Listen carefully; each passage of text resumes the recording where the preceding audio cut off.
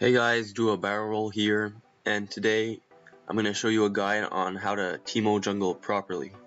First of all, Teemo is a marksman slash assassin who can burst down enemies very quickly if his kit is utilized properly. Teemo's passive is camouflage. If Teemo stands still for 1.5 seconds without acting or being acted upon, he gains stealth. Teemo retains stealth so long as he doesn't move or act, including if he is displaced, like for example if somebody moves him. If Teemo is within a bush, he may move within the bush without breaking stealth. When the stealth is broken, Teemo gains the element of surprise for 3 seconds, granting him bonus attack speed, 20, 40, 60 or 80% depending on your level. His Q is blinding dart. Teemo shoots a dart at the target enemy, dealing magic damage and blinding them for a short duration. The blind makes Teemo invulnerable to auto attacks for a certain time, and is very useful in 1v1 fights. His W is move quick. Passively, Teemo gains bonus movement speed if he hasn't taken damage from enemy champions or turrets for 5 seconds. His active on his W makes Teemo double his bonus movement speed for 3 seconds and prevents it from being disabled by damage.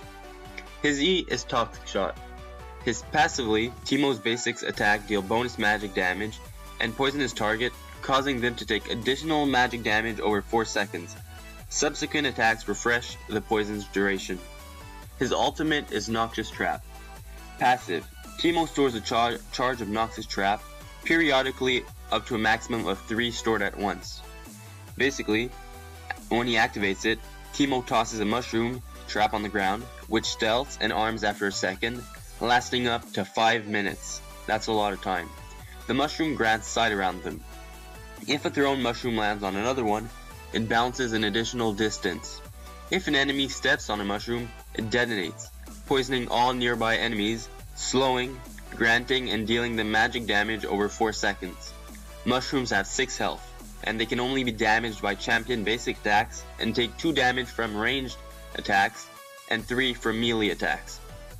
First of all, the runes are up to you, but for the masteries, I recommend 0, 18, 12 with Thunderlords. For your first clear, always take your Q and start with Krugs. Smite the Krug early on to stun him with your auto attacks, and then Q him so that he deals no damage to you. You will be able to kill your Krugs with very high health. Level 2, take your E and get the red buff. Most people would opt for blue, but that's one problem because junglers like Kha'Zix or Shaco will invade you early on and surprise you at the blue buff.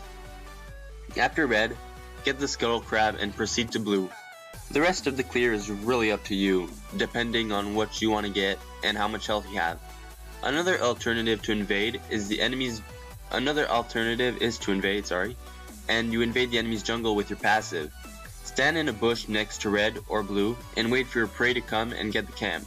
Then steal the camp and kill the enemy, giving you a big lead. In the jungle, I normally get Runic Echoes as a jungle item because I believe AP Teemo is better than AD Teemo. Some people take Blood Razor, but that doesn't fit my playstyle. Teemo's combo truly begins at level 6. Basically, when in a fight, throw your mushroom on yourself and then try to lure the enemy into stepping on it.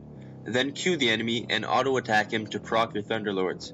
If you have Liandry's Torments, a must-go item after Runic or Nashers, the enemy will burn for 12% to 24% max health by stepping onto your mushroom.